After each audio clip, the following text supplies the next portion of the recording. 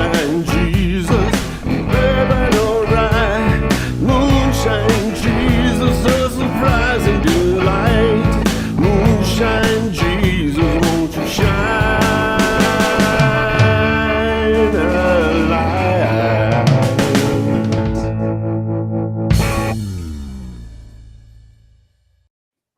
Hello and welcome to the Moonshine Jesus Show. We are certainly glad that you have joined us. I'm glad that Caleb has joined me as well. It would be not really a decent show if you weren't here, man. Nobody wants to hear me ramble, so I'm so glad you've made it. How are you doing today, man? Hey, I'm doing great. How about you, Mark? How are you today? Yeah, pretty good, pretty good. This was going to be an interesting day today. It is. Caleb and I are talking about Guardians of Time, which is a direct to digital and DVD release. And, you know, sometimes we make mistakes, people. And so this is our apology to you for telling you should watch it too. The truth be known, we were in a scramble just before the last show started and realized that we hadn't picked what we're going to watch next. And this one popped up on a quick search of what's going to be released. And I was like, hey, okay, why not? That was really a bad choice. But I'll tell you what's not a bad choice is the people who sponsor us, progressivechristianity.org. You should go check them out. You'll find out lots of good stuff rather than bad choices over there. And also, hey, make sure after you follow them, go follow us on Facebook. So you'll know all the things that are happening and what we'll be watching each week. We'll try to let you know what we're going to be watching. But a big warning, as much as we are laughing about Guardians of Time, and I think you're going to find out pretty quickly why we're laughing about Guardians of Time, I still need to say, although I don't know how this is going to be spoiled, but this is a spoiler full zone. So you're going to hear stuff that it's going to maybe spoil the show, but we'll get into how hard it would be to spoil that show anyway. But first, Caleb, we must have drinks together. There's the only way we're going to make it through this show. It's the only way. Only way. Yeah, Mark. Here's the thing. I think spoilers are going to be great because I think the main spoiler people need to know is not to watch the show. And if you do, you better have a stiff drink with you, which is exactly what I did. I didn't do a themed cocktail, Mark. I just, since I didn't like this show, I wanted to have a drink that I knew I liked. Yeah. So I made a very stiff drink. I made just an old fashioned, but it's made with 114 proof bourbon. So I am ready. Thank you. I think you made a very good call. Here's what I did.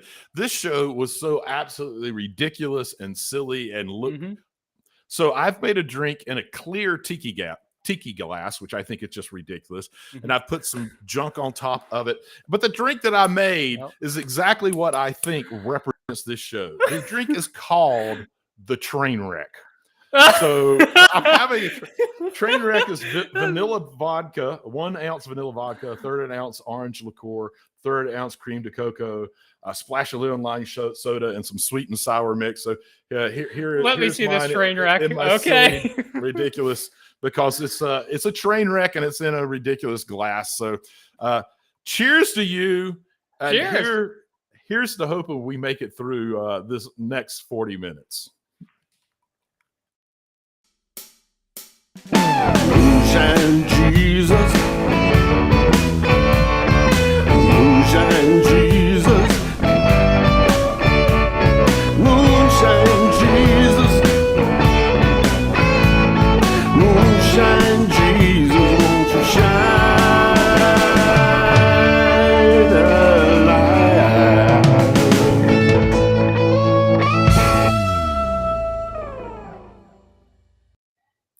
Well, hello, everyone, and welcome to the Moonshine Jesus Show. We are in our segment where we geek out about our show, and I don't know if we're going to be able to do that or not. We are talking today about Guardians of Time. And since bad movies are often introduced in very dramatic ways, I felt like it was only appropriate for me to introduce this movie in such a fashion.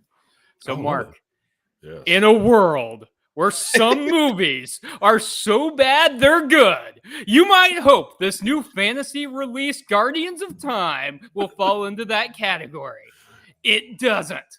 It's so bad. It's just really, really bad. So, in retrospect, I was looking at the summary of this, and I thought, maybe there should have been some warning signs, Mark, that this was going to be a bad movie. It's described like this: what if you entered a world full of magic and mystery, but couldn't get back home? When Sybil, her kid sister Alex, and two cousins discover a magical book in the family manor, it opens a hidden door to an enchanted forest. As the powerful warriors for the gardens must now locate secret temples and solve intricate puzzles to gather crystals to let them control time. But when Alex is captured by an evil force, they must rescue her and find a way home, or stay trapped in this magical land forever. So here's what I want to know, Mark. Yes. What were there any redeeming qualities of this show for you? what were the redeeming qualities? Well, I mean, it really was a train wreck of a show. It didn't feel like it ever knew where it was going. I mean, even in that description, it said intricate puzzles. There wasn't any intricate puzzles. There were no puzzles. There were no puzzles. It was just absolutely. It was the they most stumbled into everything. I mean, the redeeming. If we're looking for something redeeming.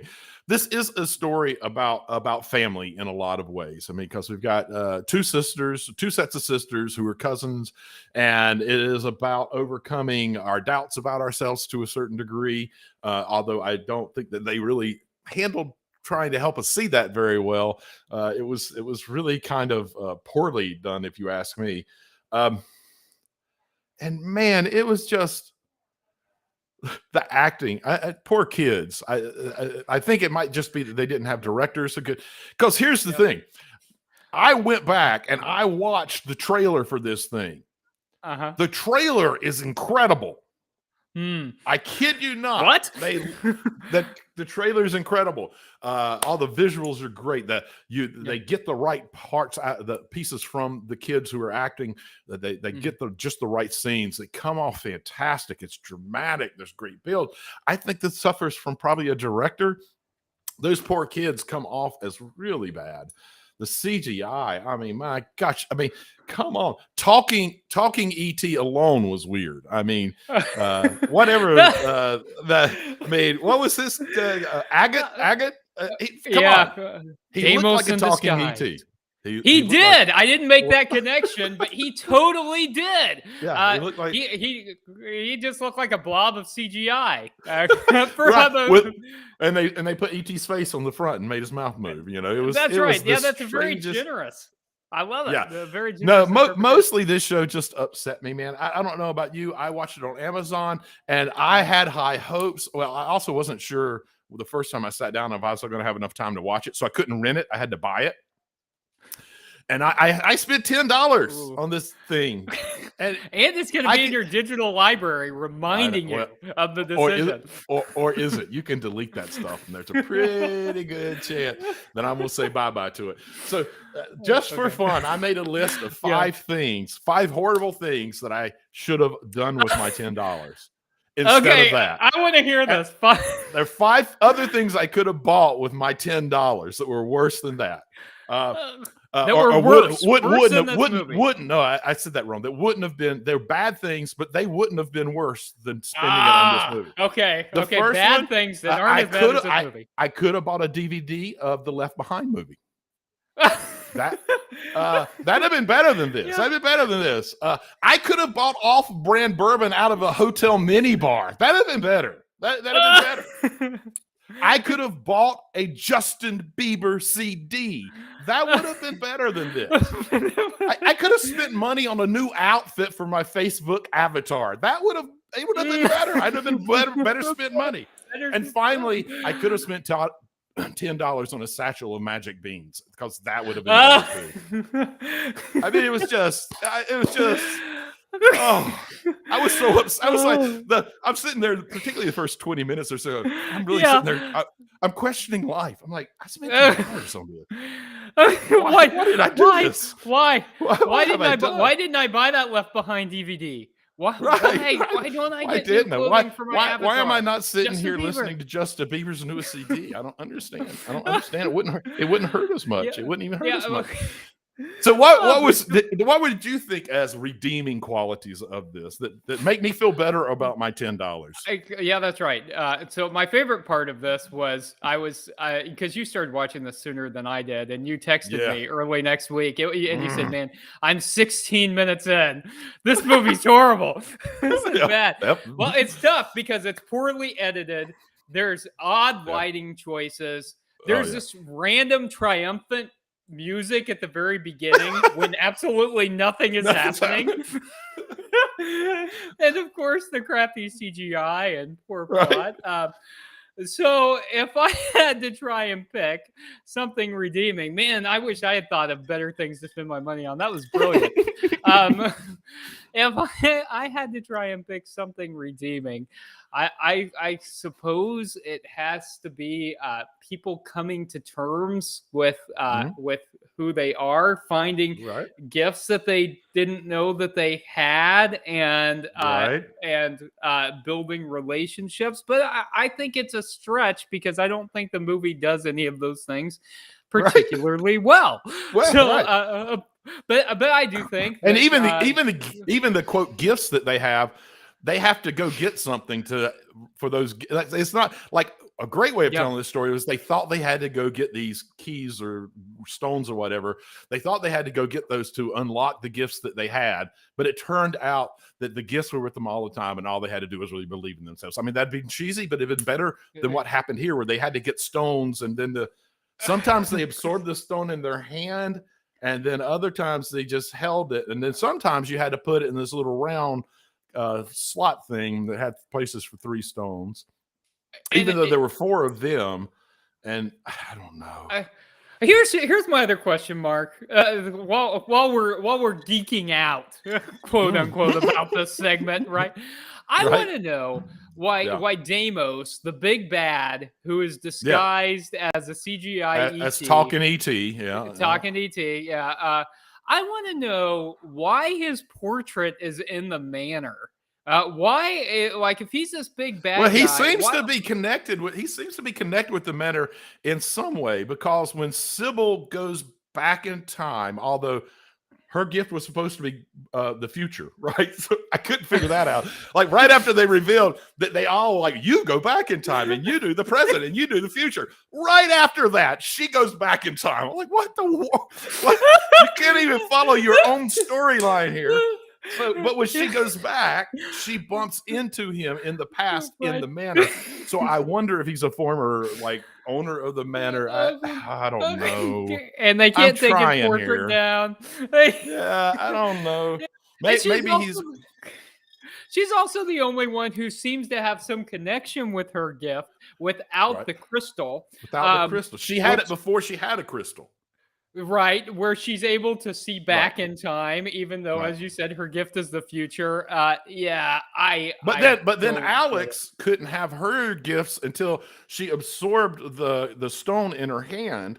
But then you moved to I'm going to get to this. Was it Zoe or Theo who could stop time? I think it was Theo. I don't remember. I don't know. Yeah. But she didn't need the stone. She just needed to be in that new alternate fantasy land. Like there was no consistency of how any of this works. It was the strangest. The other thing, Mark, while we're complaining about this, I've got to complain about, right? So this enchanted forest is the forest of forgotten thoughts. Right. So it's like they threw every piece of mythology they could think of into this forest. And so like we find out about like Titans, and then we find out about Atlanteans. And we get to see raptors. And we get to see we get raptors and other monsters, and randomly Amelia Earhart is there. And I love they were so desperate to make sure that Amelia Earhart's in this forgotten time forest thing that they randomly have Alex briefly mention Amelia Earhart in passing, and when she said it, like before they went into when they were still in the castle, and she said it, I was like, well, that was weird. Why didn't world talk about Amelia Earhart? It was like it didn't even follow any of the dialogue that was going on. It was really It was just absolutely absurd. The whole thing, man. And I here's haven't the watched thing, Mark. I didn't Okay. finish it until my third time. It was my third time where I actually managed to make it through the 3 segments. And you know what? We're pretty generous. Like you and I agree. we are are. fantasy nerds. Like Yes. we're into this stuff. The number of times we do a show where Yeah. we are both like, oh, I love that so much. It was incredible, blah, blah, blah. And then the next day I'm out on the internet and there's all these people who hated it. And I'm like, Right. wow, okay. Like, The haters. man. there's some good stuff in there. Yeah. We tend to be pretty positive about a show. If you We give us do. a reasonably good sci-fi fantasy, particularly if you've got a nice moral message, which it almost always does, we tend to respond pretty positively. But We man, really do. this time, We just couldn't do it. yeah. So Mark, maybe we've Yeah. ragged on this enough. You know, Well- I think there are some theological themes in here. There I think probably are. I think there's a couple. Yeah. And I think we there's some can interesting parts. extrapolate. You Well, know, we're pretty good we can at least at try. extrapolation. Yeah, we can Absolutely. try. Okay, so how about this? How about we take a drop, we get some more to drink, and Yes, we come back definitely. and we try and mine this thing for some theological and political themes.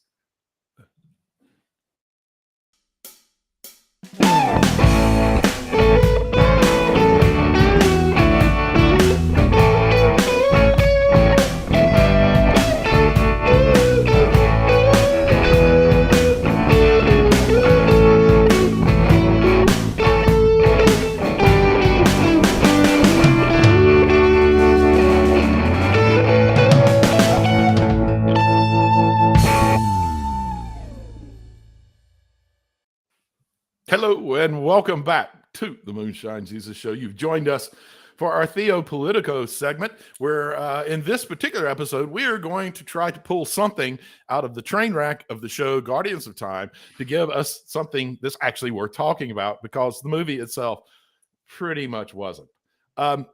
So I got a few things I want us to talk about. The first one, and I may be stretching it a little bit here, but I kind of feel like I need to. So can we talk a little bit about, all right, so there's basically 4 main characters, correct? Uh-huh. The Yeah. 4 girls. Right. Can we talk a little bit about Zoe and Theo? Mhm. Compared to the other 2 characters, they almost had no lines, correct? Nothing. Yeah. Almost Now, nothing. Yeah. Do you see any immediate difference between the 2 who got all the lines and the 2 cousins who almost got no lines? Are you saying that there's a difference in skin skin color? There was. And I immediately, as I'm watching, I'm going, this feels horrible. Like, it really feels like the producers were like, well, we got to make sure that, you know, we're showing some our people of diversity color. and all of Yeah. this. Right. And they only want to show it like it's tokenism. They're not actually wanting Yeah. to do it. They're just wanting to show it.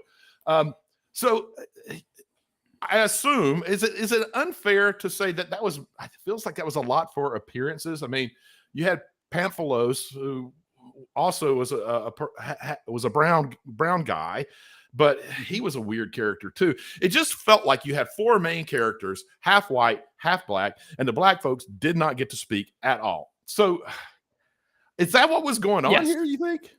It felt really weird because it's. And why they're do you think supposed they to were be- doing it? Am I reading too much in? What? No, I think you're right. I think it was to give the illusion Illusion, of yeah. diversity, Yeah. but without actually giving them any, because the other 2 were clearly the main characters. They Oh. were the one, But- was seeing They- stuff at the time. The other one Yeah. got separated and went and found Right. herself. They were And clearly and the had main her own characters. big storyline. And they, Right. but when you look at how everything was laid out, they shouldn't have been, because they talked about the Warriors 4. They talked Yeah. about how one would have Yes. entropy, one would have hindsight, one would have presence, one would have foresight. Like, they should have, even by the way they were setting the story up, they should have been very equal, but they made choices not to. Just made me start thinking about the number of times that we see this kind of and it's not just tokenism, but people who want to appear one way when you look at what they're really doing, they're not doing. And one of the things that popped up, and you tell me if this is too big of a leap, is I thought immediately back to when Roe versus Wade was overturned. And then you had so many companies coming out offering to help their employees if they need to travel here or travel there. But all of these companies, or not all of them, but certainly a lot of them, had been giving to politicians who drove all of this messages that were trying to overturn Roe v. Wade, and then celebrated and supported it. I mean, why as a public, why are we so okay with movies like this that do that when we see organizations that are doing that kind of thing? Because these companies got celebrated. Even the ones that you could show had given a lot of money to very anti-choice rhetoric politicians. Yeah, I think it's all about public perception, right? You can funnel money into the Republican Party without a ton of questions. But then as long as you make a public statement, or as long as, in your, if you're like a store and you've got a clothing section, and during Pride you put out rainbow clothing, or you put out pro-choice kind of stuff, depending on what it is. That as long as you make some kind of a public statement, it's as if you're okay. I mean, and in some ways it's hard to be a purist because I just assume that kind of every company that we go and shop at, if it's a large chain, that they're funneling money into the Republican Party. But yeah, I think you're right. I think there's kind of a double standard because they are financially supporting all of these candidates that are doing horrible. But my real question is, I agree. I mean, it's very hard to exist in our capitalistic society, which, don't get me started on capitalism, but it's hard to exist in it and not need to go into shops that are definitely pumping money into areas that you wouldn't support. But my thing is, why do we celebrate it? And why are we okay with celebrating? Like, when we know that whoever who said we're going to help, we know reports came out and they showed here's where they gave to these very big anti-choice politicians. And yet we would prefer to celebrate them for saying that they're going to do it. And let's be honest, that's fine to say that you're going to do it. How many of your employees are going to come to you and go, oh, by the way, I need to take you up on that offer, and it needs to be fast, and I need to go over here, and I need to, it was a pretty small risk on their part. They weren't really committing much. They could have said, listen, we're going to give a X $1,000 stipend to each of our employees who can, after they've done what they need to do, can then file emergency health care stuff, and we will, they'll have it immediately, and it won't make it a little more on the employees' side in terms of determining what they need to do and when they need to do it. But they don't. They set it up so that it's actually less likely that many employees are going to do it, and then we celebrate them. I mean, I think I agree. I think it's wrong. It is hypocritical, and it's wrong for us to celebrate. And I think we do the same kind of thing in the church, where like the church will publicly. And this, I think, one of the things that gets people so upset about religion, right, is that the church will publicly say something about wanting to help people or whatever, and then won't do anything to actually do it. And so I think like the hypocritical nature of how we present ourselves versus how we actually live is one of the biggest problems of our time.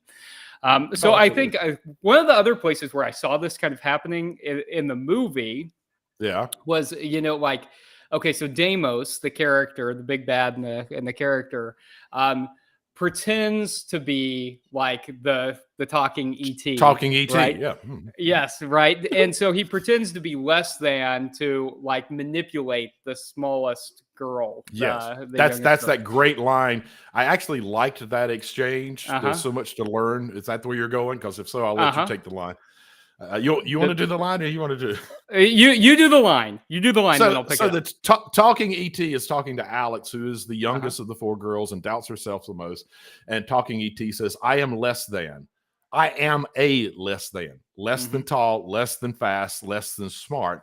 And Alex, who has a lot of self-doubt, says, I know how that feels. And I liked his response, actually. This is one of the rare like pieces of interesting Mm-hmm. writing. He says, Mm-hmm. how would you know? You're a guardian. Yeah. You're this important special person. How would you know Yeah. how, but he was actually a very powerful, I'm guessing, wizard or something. We don't really That's your way of getting.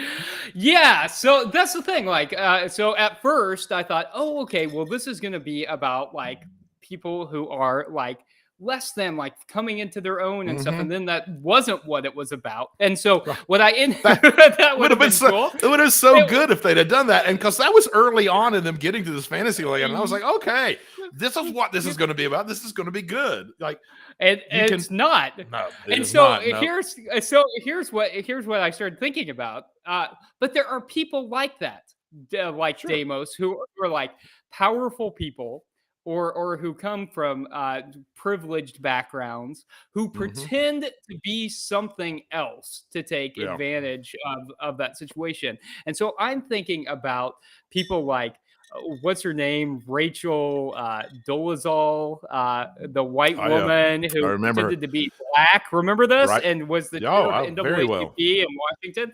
And so, so people like that who pretend, who even though they have privilege, pretend to be somebody else so that they can take advantage of situations where they're. And we see that a lot in politics. Absolutely. I mean, a whole lot where politicians are pretending to be one thing. Well, that's what I'm going to take this a step further and make it about as contemporary as we can make this discussion. When you talk about what you just brought up and tokenism, there's an associate professor at Emory University in Atlanta. She teaches African American politics. And she says, I want to get your response to this. She says that Herschel Walker, widely viewed as not being ready for prime time. And then she goes on to say, which for black voters who may be skeptical of the Republican strategy of nominating him in the first place, just smacks of what they view as tokenism. So I find it interesting that you brought up political folks who pretend to be one thing for the sake of getting votes and getting elected, and you got this African American political professor who's saying that this is smacking so loud of Republican tokenism of what's going on with Herschel Walker. And I wonder, thinking through all the things that we just said about how bad what's going on here is, and me talking about how the public sometimes really doesn't even see what's going on, and at times even celebrates these bad kind of moves. How do you think that all comes together with what's going on with Herschel Walker in the race down there in Georgia? Yeah, so I think we see that. I think especially when we see people of color rising to prominence in the Republican Party, that is almost certainly tokenism, especially as the Republican Party continues to go far right. These are people who have to actively be willing to vote against themselves and to support policies that are against other marginalized people. And so I think it is almost certainly some form of tokenism, because I think if we were talking about the Republican Party of a few decades ago, that maybe people could be come from marginalized backgrounds and still support kind of conservative fiscal policy or something. But I think the Republican Party that we've seen in the last 20 years, and especially in the Trumpian era, is no longer just like being fiscally conservative or something like that. We're talking about radical right-wing folks. It's certainly tokenism. What's your take on it, Mark? No, I completely agree. I think it's even worse than just tokenism. I think it's tokenism to try to pull some traditionally Democratic votes, but I also think that it's sort of in a horrible way a tip of the hat to the worst, most conservative, racist Republicans saying, look, this is what a black candidate looks like. Like, I think there's a lot of kind of wink, wink, nudge, nudge. Of course, we're a superior race or something like that. I think it's wrong on so many levels, and it speaks very poorly of those who are not only who put him in this position and continue to encourage him, but who are rallying around him now, in spite of all the things we've seen that make it very clear that because of his history, probably in the NFL, that he is cognitively not in a place where he's going to be able to lead in a way that's good for any people, not just his constituents in the Republican Party, but for people in general. And I just think that that's a really sad statement of where politics have gotten in the U.S. Listen, I want to take a quick little shift real quick, something for us to think about. One of the things that happened really not far after the Talking ET Less Than talk, Alex gets her powers, and it hurts, and there's some bad things going on. And Alex says, I think having powers might not be all it's cracked up to be, which I thought was a really pretty good statement. And my head jumped to the first shall be last. Jesus saying that. Isaiah speaking of how a little child will lead them. So I'm curious, she starts to tip a hat at it. But if we go back to biblical text, there seems in terms of comparison to modern society, the Bible seems to have, if you compare it to modern society, an upside down understanding of power. So, I mean, why do you think the Bible is that way? And why in modern society do we not really understand the strength of the power doesn't necessarily mean might? Yeah. I think first, the one thing that's interesting about that quote is because they say, I think having power is not all that it's cracked up to be. And then they go back on it, and a few lines later, they say, a gift can seem like a curse until you find its meaning. It's actually a good thing. So it's like the movie couldn't decide where it stood on that either. It definitely couldn't. Yeah. But I think in terms of power in the Bible and power in the United States, I think one of the reasons that we in our contemporary society have a hard time with the fact that the Bible tells us that there's value in dispelling power and lifting up those who don't have power is that most American Christians are not really Jesus followers at all. I'm convinced that most of American Christianity has nothing to do with the teachings of Jesus. It has a whole lot to do with nationalism. It has a whole lot to do with power. It has a whole lot to do with elevating ourselves. But I don't think it has a lot to do with following the teachings of Jesus. I think it has a lot to do with capitalism too, and all of that, and in fact, empire. So I think that it's hard for Americans to really understand the fact that no, Jesus is not a straight white guy who is North American, but Jesus was a Middle Eastern Jewish peasant, and he was marginalized by empire. He's not speaking to us; he's speaking about us. The United States is the Roman Empire, and so I think one of the reasons we have such a hard time with that is because we misplace ourselves and we think that we are the disciples, and instead of being the people in the Roman Empire. What do you think? No, I completely agree. And I do think it's very heavily tied to capitalism. Capitalism is a game. It's a game. It's about points, and we measure our points with money, and that means that the people who are the most powerful get to win the most, which isn't really how a spiritual life is led. You're not ever about trying to dominate people and lord over people. You're trying to understand your connectedness with people, and to and frequently it's those who haven't been exposed to a lifetime of biases that understand it the best. And so I love the line, anytime the idea that I see a child trying to express what's really important about life, you can see it in how they interact with each other and what really matters to them and what really makes them happy. I think, God, how far have we fallen away from all of that? And how bad is it that we don't understand what really matters in life? Listen, we could go on and on about this, but somehow we've managed to almost sneak out an entire full show over this really not so great flick, but we still haven't hit our favorite part of the show. And so we're going to take a quick break, and come back and let Caleb make me look stupid.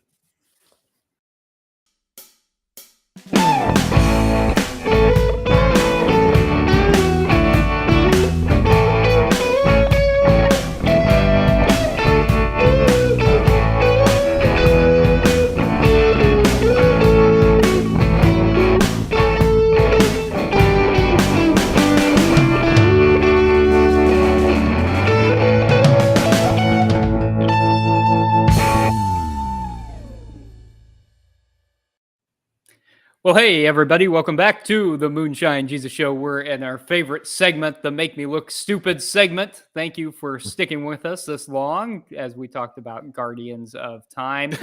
Mark is often a benevolent co-host and will let me go first. But I'm not going to. I'm not as benevolent as you are, Mark. I'm going first. Okay, because all right. I've got a question that I'm I worried have to about. know the answer to.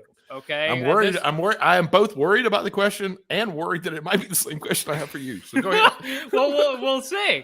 Okay. Right. So there were the Titans, right? That we learn about in the show. You know, Greek mythology, the Titans, and we know that the Titans were the first generation, and then the Olympians came after them, right? And then we know that somehow or another, these four warriors are descended from the Titans. And so here's what I want to know, Mark. If it's the Titans and then the Olympians, what on earth are the four warriors? Do they belong to some special class of Greek mythology that I don't know about? Or what Interesting. What category are they in? I think they probably do, but it is lost in time, so you're never going to know. It's in the forest. It's in the forest. It's lost in time.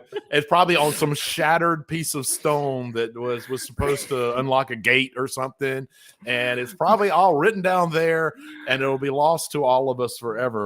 So my apologies to you, but even if I knew, I couldn't tell you because it's supposed to be lost to time. Yeah. I like that. It's the mean, what do answer you exists, think? but there's no way you could know. You can't know it because it's lost to in the time. forest. It's in that It's in the forest. I didn't know the answer. I really wanted to didn't know.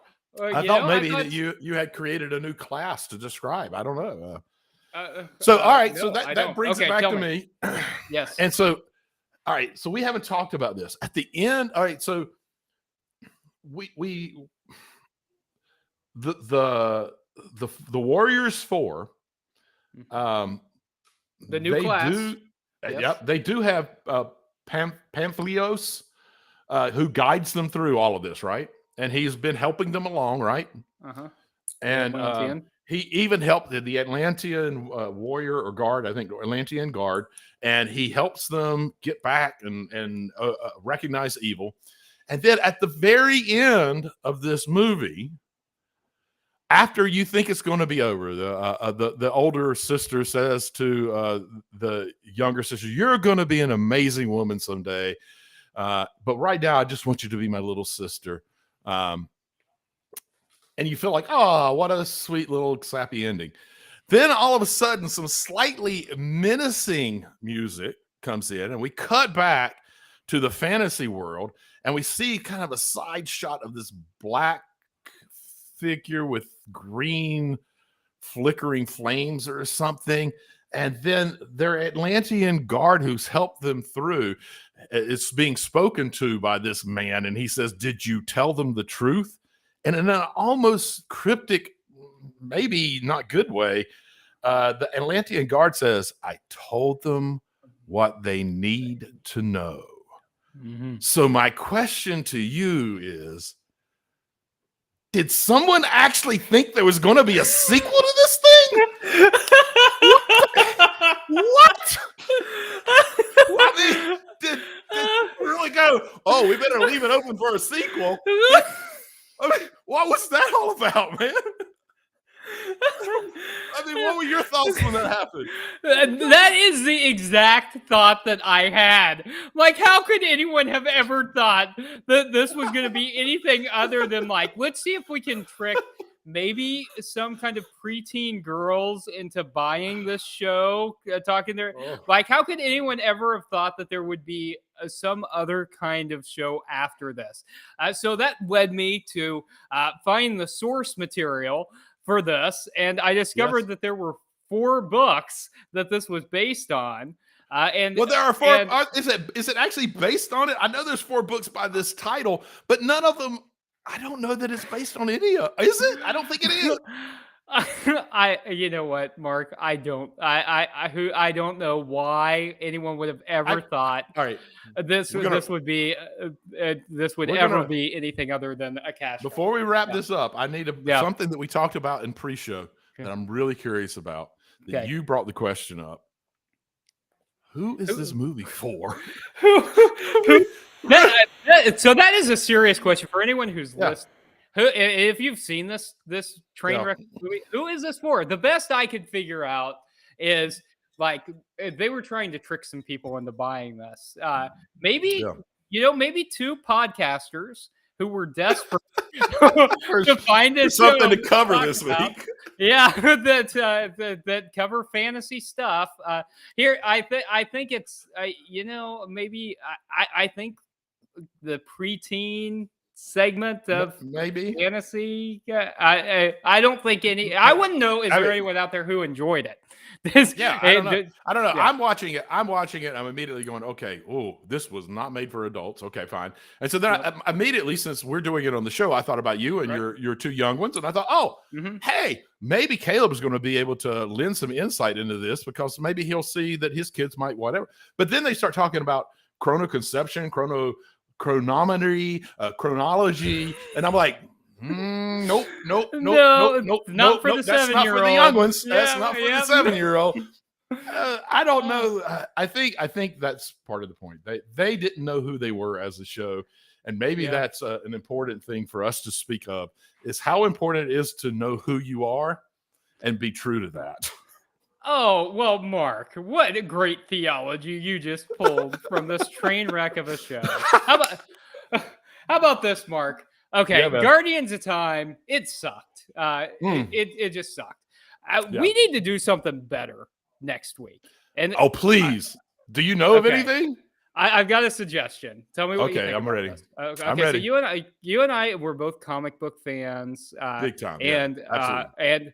and Black Adam is coming. Oh out. yeah, absolutely. And Yeah, I yeah. thought hey, it's coming out, I think, on Thursday of this week. And I thought, Yeah. well, maybe we could go to the theater. We could go with some other super nerdy comic book fans and go Love see it. Black Adam. Does that sound okay? Let's do it, man. I love that. Okay, I'm so eager to see this. Me too. And if you don't know what it is, it's the 2002 American superhero film based on DC comic character of the same name, and it is kind of a spinoff of Shazam, and it ought to be a lot of fun. It has Dwayne the Rock Johnson as Black Adam. That's a pretty good rock eye. I can't do it. I did the best eyebrow lift I could do anyway. It's a Okay. derivative. It's a derivative of my Elvis eyebrow lift. So okay. That looks pretty good. And let's pray to God that this is a better God, movie. yes. It's hard to be much worse, right? Absolutely. Okay. Thanks for joining us for the Moonshine Jesus Show. Until next time, cheers, Mark. Cheers, to all sir. of you. See you next time. Moonshine Jesus, the bright sky. Moonshine